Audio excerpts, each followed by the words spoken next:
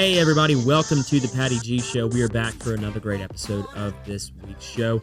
We kind of take a step back, we go down artist lane with Chuck Braud, and we hear about the ins and the outs of the industry and kind of some of the behind the scenes of the dedication and work that he puts into his craft to make these amazing paintings and portraits that come out at the end of the day to be iconic photos that you have probably seen on social media or you have hanging in your house already right now. So stay tuned for a great episode with Chuck. Really great to get to know him and excited for some additional stuff he's bringing our way for the studio. We'll unveil as we get it. But before we get to that episode, I want to give a big, wonderful shout-out and thank you to the amazing folks and partners in the community that bring you this show each and every week. Falaya Real Estate, Lake Men's Health Center, Gage, and our latest apparel partner, Genteel. Without further ado, enjoy the show. So how did you get started in the art scene? It was always a God-given talent and drew and sketch and all whole life. And then probably in 2009 or 10 is when I started painting and had access to, actually before that, about 2007, worked at LSU for 2 years. Okay. And was able to meet a bunch of people out there and make friends, and started doing sports paintings and all for different events and stuff. And I wish I would have taken it more seriously then, but wound up going full time with it about 3.5 years ago. Okay. 3 years ago. So right after COVID, I guess. Yeah, somewhere around right there. In 21, somewhere around that time frame. Yeah. Okay.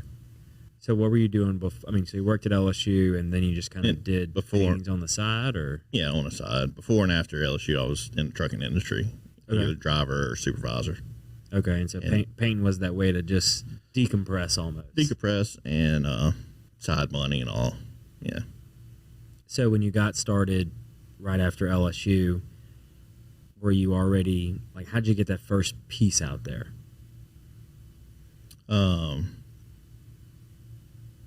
Friend I met at LSU, they were involved with Brady James charity event that he had, and I did a big painting for that, and that was probably the first bigger piece I got out there.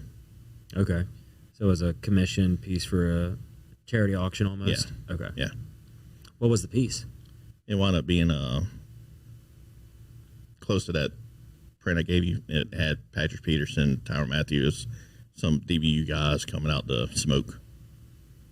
You know, it wasn't that great back then. What do you mean it wasn't that great back then? it wasn't that great back then, but it was another step to take to get where I am right now. So, in that being your first commission piece, how did they find out that you like painted? Did you? No, just meeting people and talking to them while at LSU and stuff, and that's how they learned about what I did also. Gotcha. Yeah, and I'll just say friends and not name any names and stuff, but they deal with certain athletes and all too, and that helped get my foot out there and all. So you get the first piece commissioned and goes well, I'm assuming.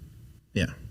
And then that kind of just started trickling business. Did you have people approach you at the auction that were like, can you do other stuff? Or yeah, you always meet people and hand out cards and stuff at the events, and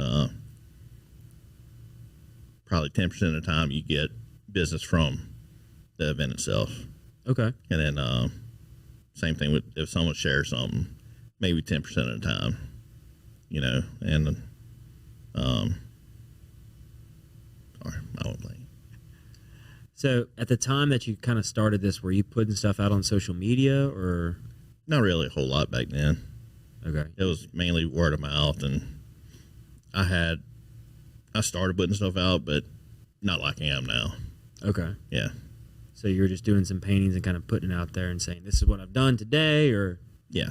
Gotcha. Yeah.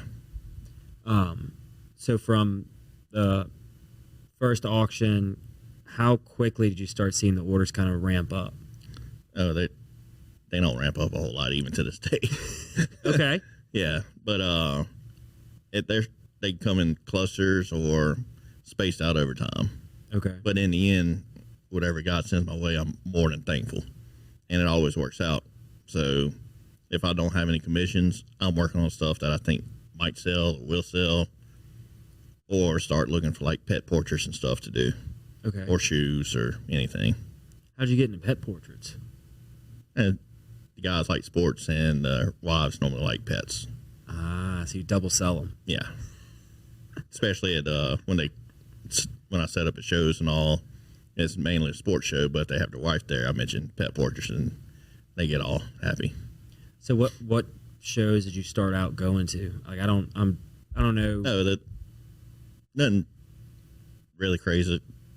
Well, next month in New Orleans they have another car convention. It's going to have 200 or so tables and vendors and some Pelicans players signing. And in Shreveport they have a Geek Con, Comic Con, and they're adding on a sports section to that this year. Okay.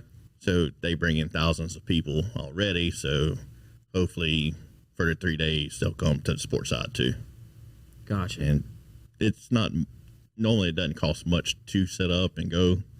So most of the time it's a trip worth going to.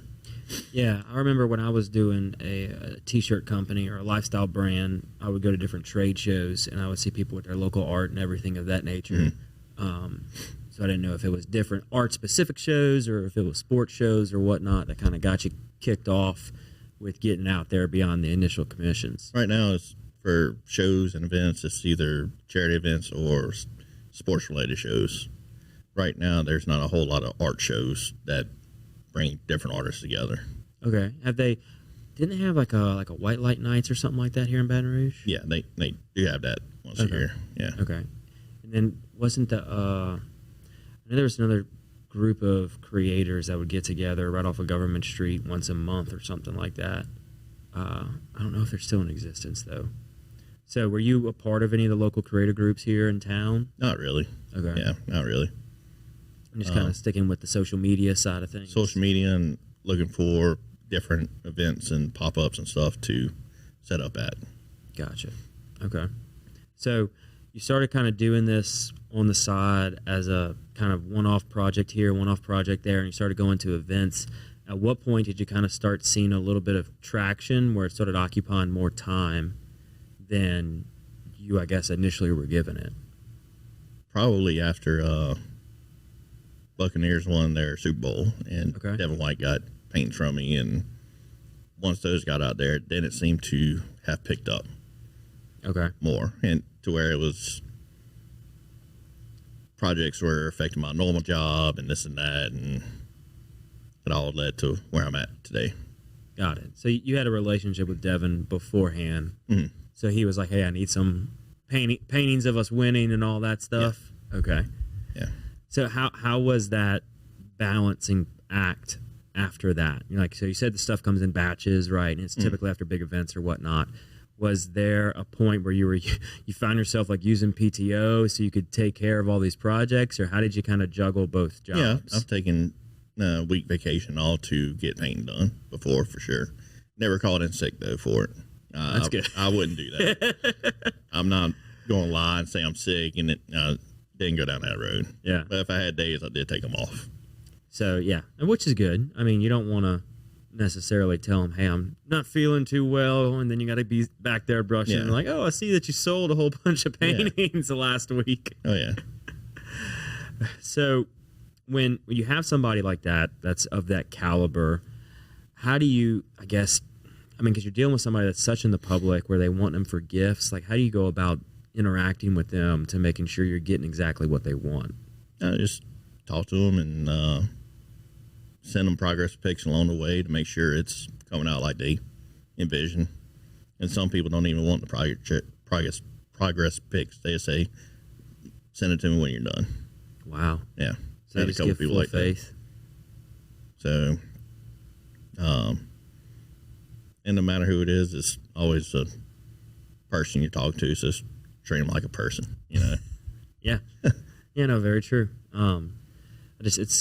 It's interesting to think because like oftentimes people can like envision what they want the end result to be, but then at the end of the day, it's kind of left up to the artist's interpretation of that. You know, unless they can sketch something out and say, "Hey, make this look good." You know, you're still trying to take that creative direction in a way that's going to end up in a project that they like. Yeah, most of the time it's within a few times messaging back and forth. Every now and then it'd be like 25 messages back and forth, and then you finally get it right. Mm-hmm. And then you go ahead and continue the project. Welcome to the brand new Falaya mobile app. We took all the same tech that's helped hundreds of people sell their homes themselves and packed it into an easy-to-use app for your phone. When you download the Falaya mobile app on either the Apple or Android App Store, you'll immediately be able to see the power of this game-changing tool. From the seller's dashboard, you can navigate to all the information that you need. We intentionally separated everything into key groups, such as tasks to be completed, buyer leads for your listing, and contact information for everyone involved through closing. When you get an offer on your property, you can simply review and respond all within the app. No matter where you are in the world, you'll be able to monitor everything that's going on with your property from listed to sold. It's truly the power of Falaya in the palm of your hand. Download the app and see for yourself. Falaya, it's real estate reimagined. So is that kind of like what you start out with, is just like kind of like a pencil sketch or design initial, and then you kind of start from there with them? Or what's the process, I guess, to get a painting done from start to finish? Send me pictures that you would want done. I'll let you know if it's clear enough to get a good painting out of, where I can zoom in and see details. And if it's not, I'll let you know, because I don't want to promise you I'm going to do it right and it not come out good, because I can't see enough details. But mainly send me pictures or tell me an idea, get something sketched out, and then once we agree on everything, normally get a deposit and the rest upon completion. Have you ever had a project that you had to totally like scrap once you got to the end? I had one that was done, and neither one of us liked how it came out. Really? I didn't say that at first. They said it. And I'm glad out of all the paintings they picked out one, because the next week I went to move it and it had a slit all the way down the side. So it was damaged. I didn't even realize it. So it worked out. Yeah. You know. So then you had to end up redoing the whole thing. Did a completely different picture. Got it. Okay. Yeah. It wasn't a big painting, so it wasn't a big mess up or anything, but it was damaged, so I would have had to redo it anyway. Yeah, but still, I feel like any painting is going to take several hours to get through. I mean, from start to finish. Yeah. It's not like you're going to walk out there and in 5 minutes have this thing painted. No. Quickest one I've done is probably 2.5 hours. 2.5 hours? It was one of Alva Kamara years ago. But pet portraits take about 2.5 hours, and sports portraits 24 by 30, depending on a normal picture, probably about 6 or 7 hours. Okay. Or so, over the course of a couple of days, because oil paint has to dry some. So it's all oil painting that you do. Okay. Yeah. Now, I've seen lately that a lot of people will get like live wedding paintings done or family portraits painted. Is that an area you dabble in at all?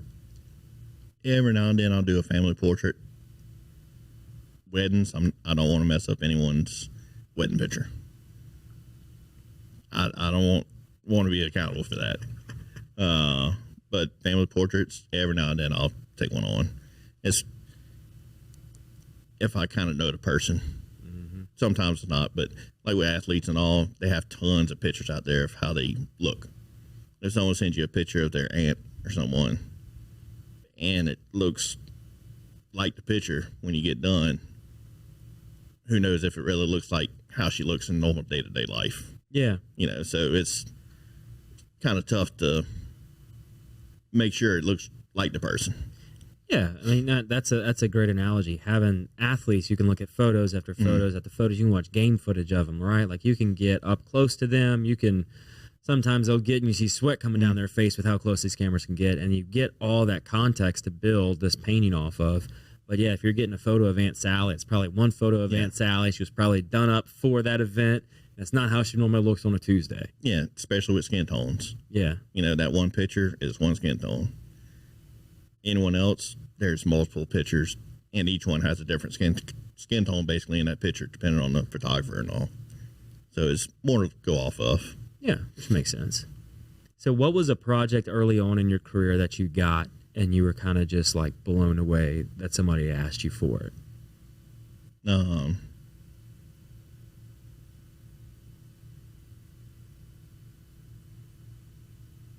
Probably one of Patrick Peterson, his senior year, or right when he was going into the draft. It was a picture for him that I was happy to get and do. You know, it was a good picture, I thought. Yeah. Had his arms up like that, and I was excited to do that one. Excited to do all of them. Yeah, yeah. But that was one of the first early ones. That was one of the first. Okay, love it. At what point did like you kind of start seeing that this could become a reality of like a full-time career? Probably after the Tampa Bay Super Bowl, going on the next couple years and stuff, seeing how, and the more I paint, the quicker I get, and figure if I could paint this amount this week and just do week by week and this and that, and it builds up, and start thinking I could probably do it full time, you know. And then working where I was, felt like I was wasting what God gave me because I was hardly painting in the last year, didn't have time based on the other work. Right. And decided to leave. How'd that go over? Oh, it went great for me. You know, went great. I mean, quote unquote, you asked the boss for a raise after learning everything, been there 15 years or so, and says the ladder's over there. All right, got you, buddy. But at that point, I knew for sure. Yeah. So next 8 months or so, I lined out everything and left at the end of the year. I love that. So it took you 8 months to get everything in place. Yeah. So were you still painting? Like, where were you doing these paintings at? Because I know it can take up a lot of space to get this type of work done. I have a studio. It's called In the Art Space behind Palermo's on Jefferson. Mm-hmm. It's 3 different buildings, and each room in there is a different studio. Okay. And anywhere from photographers, social media, writers, painters, all in there with doing their thing. So it's like a shared workspace? You have your own studio. Okay. Closed door and everything. Got it. Yeah. Okay. I didn't know there was something like that back there. And we're trying to figure out when to do another open house. Okay. So when they figure it out, I'll let you know. Yeah, that'd be great. When did you get out there? Total been out there probably 7-8 years now. Okay. And was painting at the house, but canvases go on sale. You got to buy them, and started running out of room. So, and it's better to leave the house to work. Yeah. You know. Well, especially when you're first starting out, right? So like having a place to go to kind of instills that this is real. Mm-hmm. You know, you get a place you can get out of your house. You can get out of the temptations to go do laundry or clean the kitchen or just sit down and not do anything. Whereas like if you're in an office, so to speak, you're kind of like, all right, I'm here designating this time. Yeah. I've got to work now, you know, because that way I can go home and relax and be done for the day. Yeah. I really don't even call it work these days. That's good. Yeah. It's just go and go paint. Yeah. You know, it's fun, relaxing. So when you kind of made that shift where you like just, I'm going all in, there's no plan B, and kind of what did you tell your family about it? How did they how did they take that? Man, everyone I told was positive about it. And so do you have any other like entrepreneurial family members? Yeah. Okay. Not brothers or sisters or parents or nothing, but yeah. Okay. Others. So it's a familiar territory. It wasn't as nerve-wracking or revolutionary within your family to be an entrepreneur. No. Yeah. That's good. I mean, for some folks, it's like they're the first generation. They're the first time somebody's leaving a 9-to-5, so to speak, and going and doing their own thing. And I wish they would teach more about it in school and all versus you have to go to college type thing. Yeah. Because not everyone has to. Of course. And if they do, they normally don't do anything with a degree. Anyway, so if they taught us more about entrepreneurship and all when I went to school, it would have been way different earlier, I think. Thank you to our wonderful sponsor, Lake Men's Health Center with Our Lady of the Lake Physicians Group.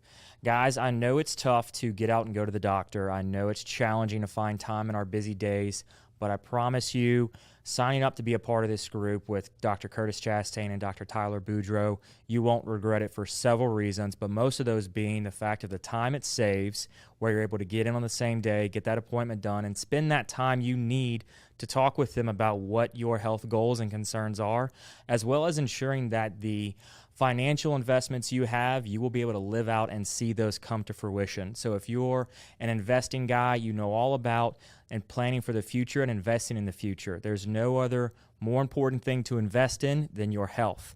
Make sure you go check them out, Our Lady of the Lake Physicians Group Men's Health Center, and tell them Patty G sent you. So did you end up going to college or anything? Nah, not really. Yeah, got my CDL right out of high school and trucking jobs or warehouse jobs, that type of thing. So in high school, were you painting as much or like have this strong drive to become an artist back then, or was it? It was doing stuff here and there with like charcoal and all, and took some lessons from Larry Casso, who's no longer with us, and he's a local artist, and learned a ton of stuff in a little bit of time that I was taking classes and all with him. So, and that was high school and a little after. Okay. So you went and got some, at least more education within the space that you were going into for different techniques and stuff like that. Because, I mean, from what my understanding is, like, oil painting is not the easiest type of painting to do. It's not hard. You say that. I couldn't paint anything remotely close to what you've done. Yeah. No, one day I just decided I'm going to go from acrylics to oil paint. What made you make that decision? Buddy Matt Lane took a picture of Jeremy Shockey's first touchdown as a Saint, and it was a really good picture. Now, I'm going to paint this one with oil paint, just see how it comes out, try it out. And it wound up, Buddy Timmy, they did an event with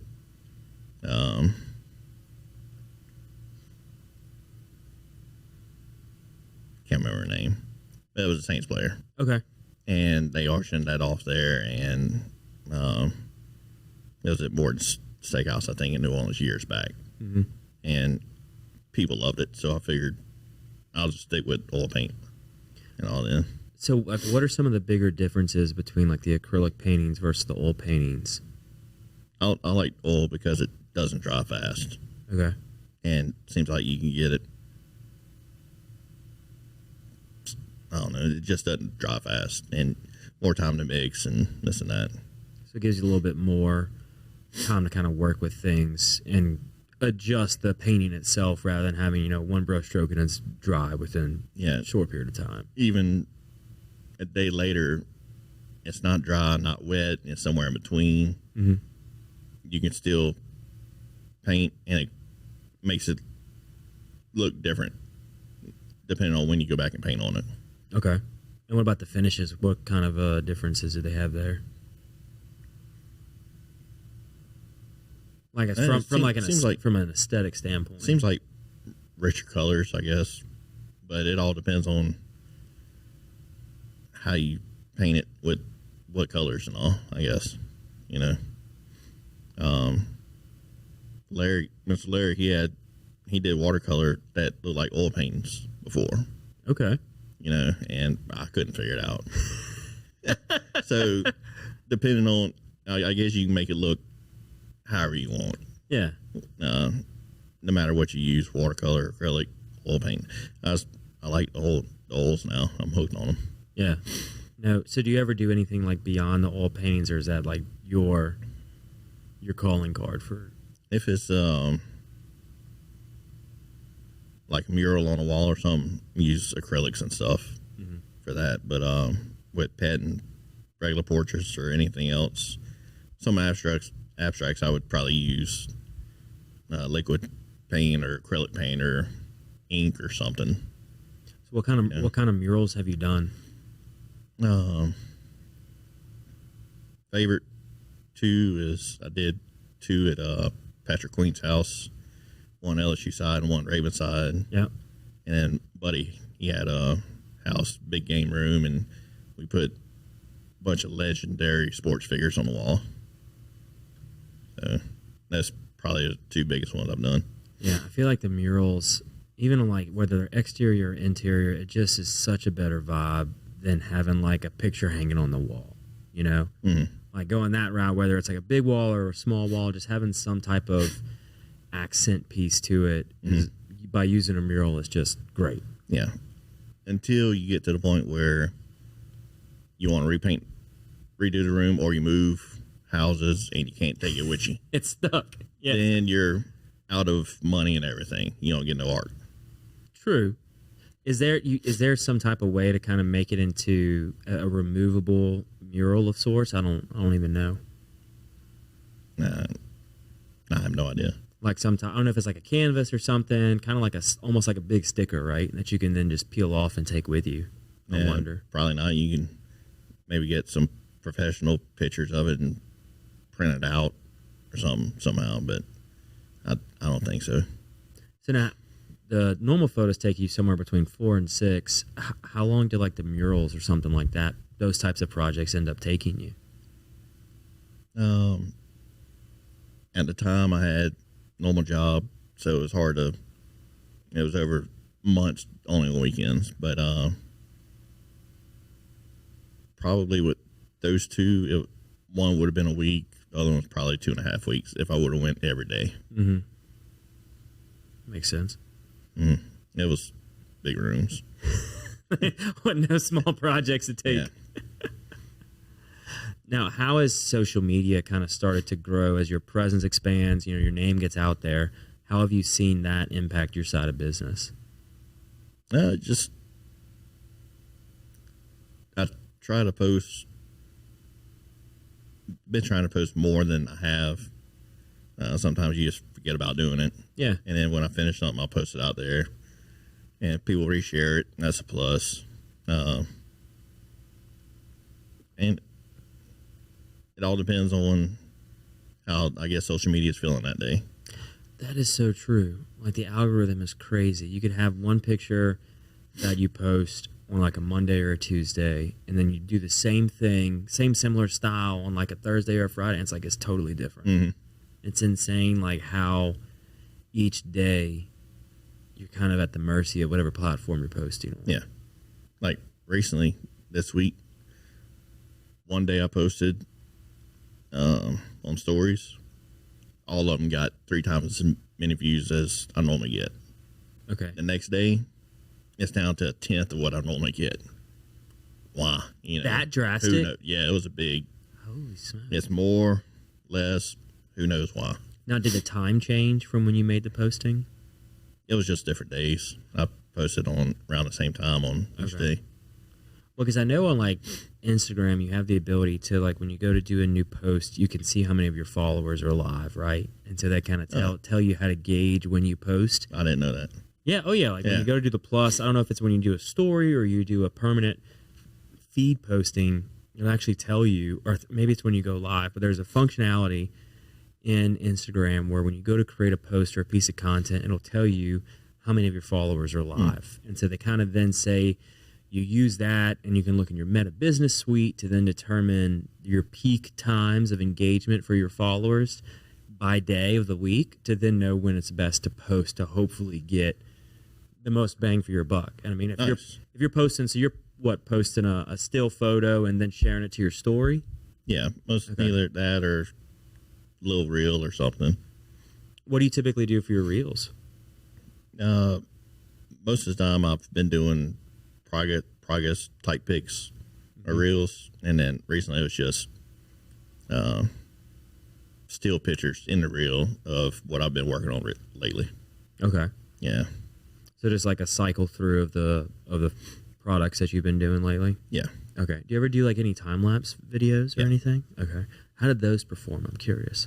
Like in comparison to your still shot reels. Depends. Some do good, some don't. It seems like the shorter the time lapse, they do better than the longer ones. Well, yeah, you got to keep that attention span window. Yeah. So the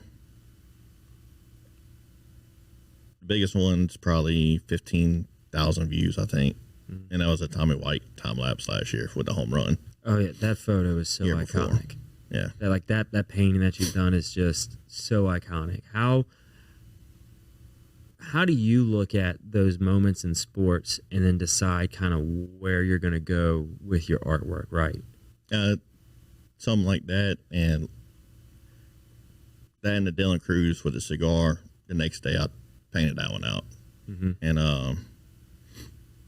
those 2 time lapses. But if it's if I have time to do it the next day, most of the time I try to get something done, a big sports moment or something that went crazy viral. I try to do it the next day, because the longer you go, the more it fades off. Yeah. And so when you're doing something like that is a photo of an athlete, especially now with NIL and everything, do you have to reach out to the folks to get their permission to use it, or is it kind of just you're able to paint it differently? I think, and so you don't need any permission. I don't think you need permission. Okay. And even with prints, if you go to print on koozie or stuff like that, shirts, then it's a gift and it's not an art print. Yeah. Okay. So like even when you do your originals and then you transpose it into a print, even if you're selling just reprints of that same photo, you're still within the realm of artistic print. Yeah. This episode of the Patty G Show is sponsored by Genteel Apparel. Genteel Apparel is our newest clothing outfitter. We've got a great partnership with them. Head on over to the website, pattygshow.com/sponsors, to learn a little bit more about them, and there's a little treat there for you when you get there. Again, this episode is brought to you by Genteel Apparel. Now, for the stuff like what you brought in today, those originals, how many of those do you typically do? Is it just one, or? For that picture? Yeah. It was 4 originals, 2 feet by 4 feet wide. Okay. And he put them all together, it was 16 feet. So it's 4 different like shots of one image? Yeah, the DVU picture is 4 different canvases with each one has, I think, 5 guys on it. Okay, I got you. Yeah, with the stadium in the background. So now, was that a commission piece, or was that a just what you wanted to do? Yeah, something I wanted to do. Okay. How has the relationship been with LSU when it comes to, are they now asking you for specific requests for commissions, or are you still kind of painting and then sending and going back and forth that way? Or is there a relationship there? Tell you after. No, I normally just paint stuff I like, and I've had people reach out, but it was something that I wasn't familiar with doing, so I recommended a different artist, and that's who they went with. Okay. So if it was something I was comfortable with doing, I'll for sure paint it or what have you. So when you get big kind of requests or commissions for projects that have multiple originals, do you come up with the first design and then kind of replicate it yourself, or do you ever kind of collaborate with other artists like you mentioned to kind of get the job done? So far, I hadn't been big enough to need anyone else's help, but if it ever gets to a point, for sure, because I've had other artists reach out to me for help, like, like Duncan before. Yeah. That's who we got. That's how we got connected. Yeah, I wasn't gonna say it out. Yeah, but for sure, I've helped them out too. So, and you do more than just the portraits and the sports memorabilia. You kind of mentioned a little bit earlier about some sneaker work that you do as well. Do some sneakers and going into the customizing golf putters. Okay. Yeah. How'd you get into that? Yeah, someone asked me, "Hey, can you do this?" So I did research and all, and finally got a couple examples done. So at some point this week, I'm going to make another Instagram page, and I came across 2 sets of golf clubs. I'm going to start practicing with, and just get me more pictures out there too. So are you like etching into the golf clubs and then painting over it, or like I've seen a few videos of it, and I've always been fascinated by like the custom putters and everything. So it's like, to what degree are you customizing the putters? With me, mainly just to paint,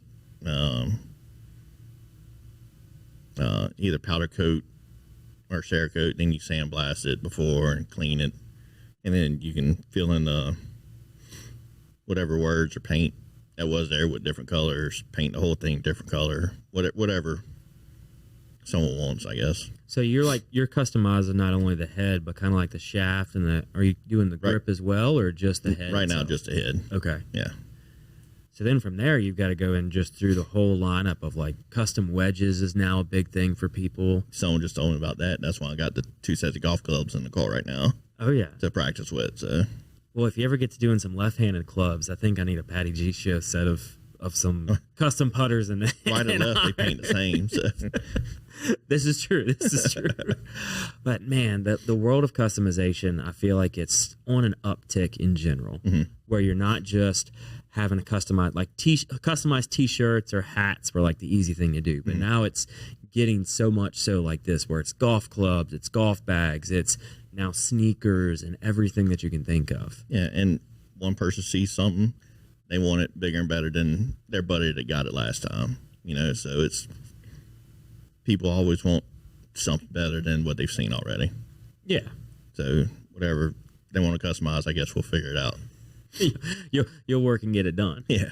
I love that, man. So how did you get into the sneaker game? I mean, because was it harder or different than the oil painting game? Like how did that come across your plate? It takes normally way more time than an oil painting. Yeah. And depending on how elaborate the shoe or cleat. But the first ones I've done were cleats for Benny Logan when he still played. Okay. Did a couple pairs for him, and maybe once every year or 2 years I'll do cleats or this and that and shoes here and there. But it's very time consuming. I'd imagine so. I mean, that's a lot of taping that's got to happen. Prep work, taping, sanding, whatever, however you have to get it ready for the paint. And then it's multiple coats. You have to heat gun it in between. And then if you do stencils, that's even more time. And Is there like a crash course on how you paint sneakers? YouTube. I mean, how do you learn? You can learn anything with YouTube. That's a fact. You can anything and everything you learn on YouTube. But I've seen people do it, and we've had people on here that have done it in the past. But it always is like fascinating me of like when you're doing a shoot, the level of attention and detail and just the patience you have to have for that is crazy. Yeah, it's relaxing though. I guess. Yeah. Yes. It gives me a break from the 12 portraits I'm working on now, plus the other 10 that I sketched out the other day. So instead of working on those today, I started a new pair of shoes that someone wanted. So you've got that many different projects at any given time kind of running? Yeah, these I'm trying to get ready for the 2 shows coming up. They're little 11 by 14 portraits of like Jackie Robinson, Mickey Mantle, stuff like that. Mm-hmm. I have some pet commissions that I'm working on with those, and then some other pictures I'm doing to have the people sign at the shows. Got it. Okay. Yeah. So how do you keep all that stuff straight, man? Like all those different projects, like my word, I would just be like, "What paint am I doing here right now?" They're spaced out in the studio. Okay. Yeah, I'll do a layer on this one, swap them out, and just keep rotating them and stuff. So work on this 10 today, work on 10 different ones tomorrow, and then come back to the other 10 the next day. And how hard is it once you're done with those originals to get it digitized, right? Because on your, like, you sell digital copies of your prints on your website, yes, right? Bring them to Renaissance Imaging on government, and they do the scan for me.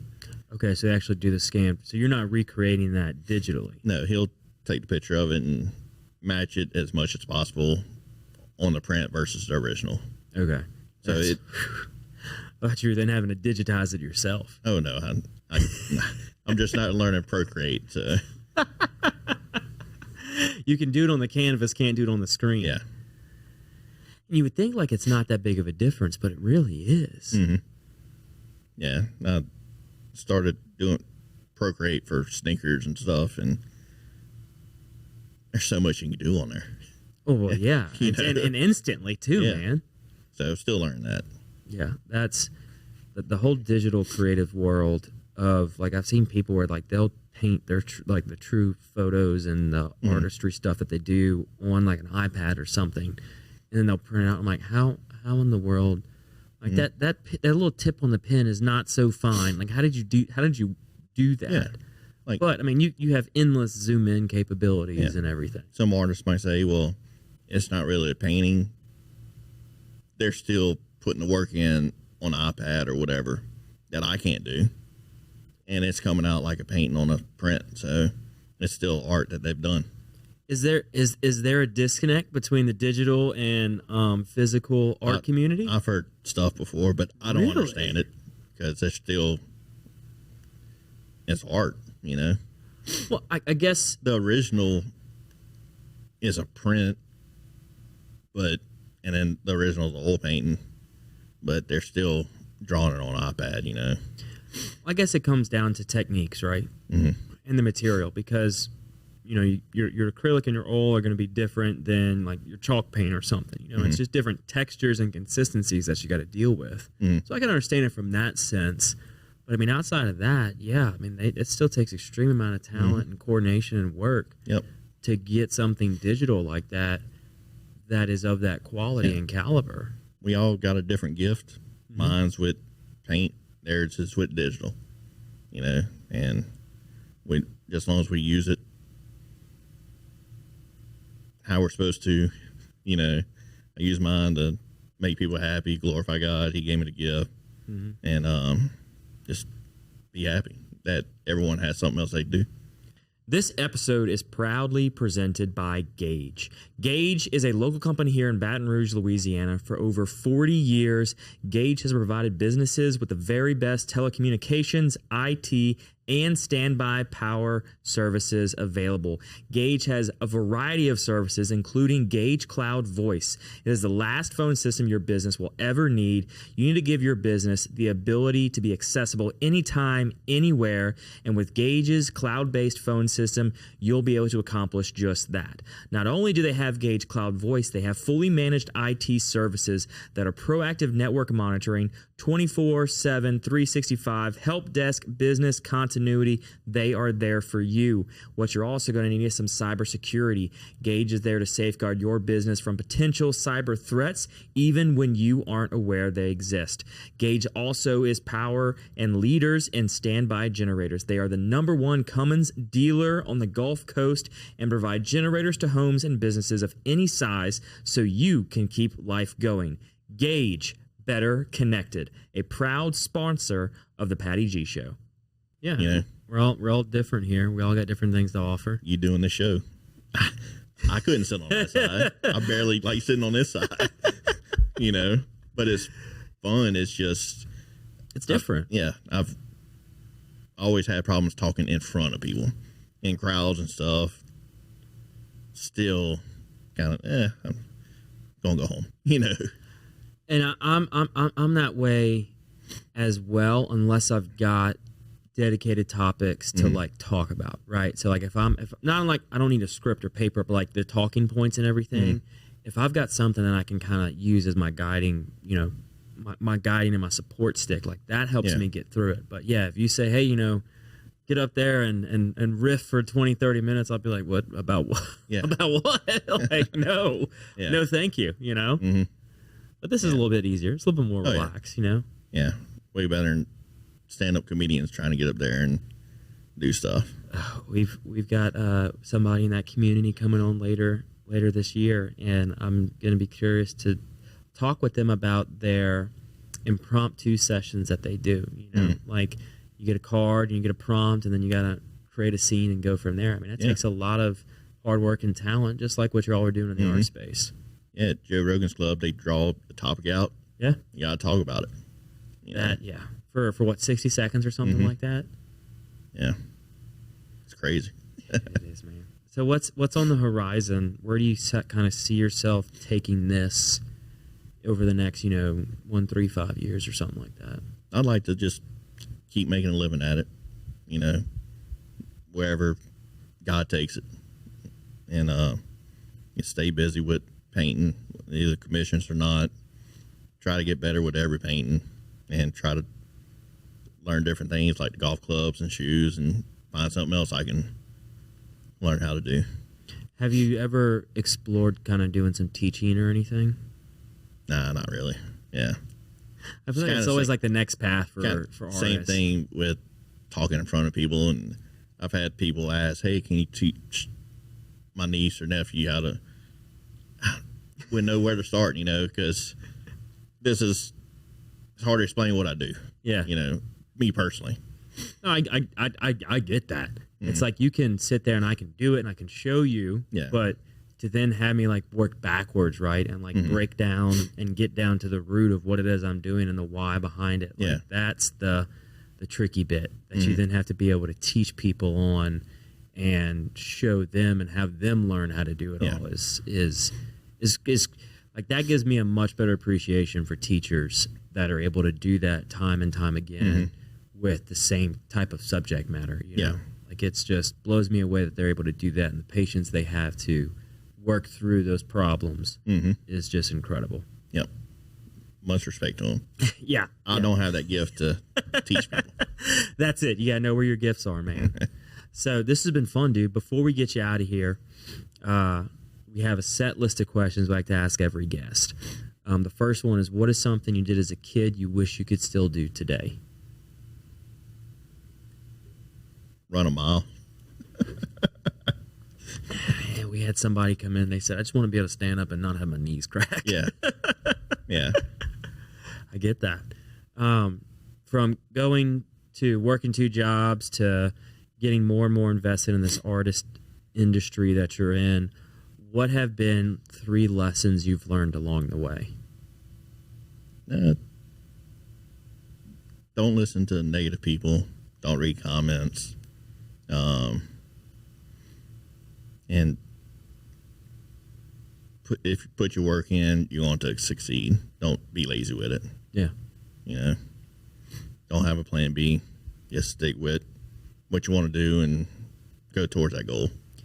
The comment section hits home, man. Like you can get so caught up in people's comments, good and bad, right? Like it's people are getting more and more into the comment section, whether it be in a positive light or a negative light, and like social media just gave that a skyrocket. And there's more people out there that want to tear you down and build you up. So yeah, and it's I want to get to the point where I don't need social media.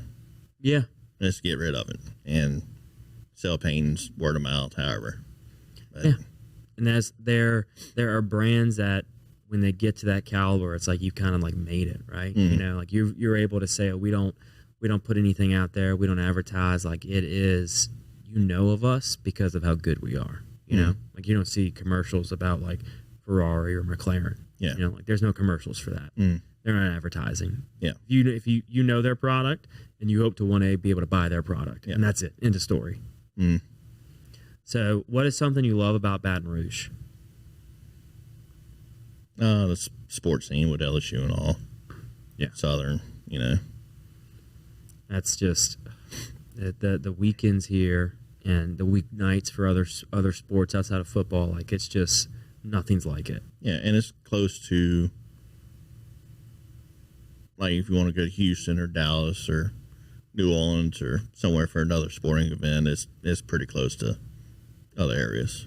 Yeah, making the drive down for a Saints or a Pelicans game is pretty easy for me. So for the final question, what can I do to help you?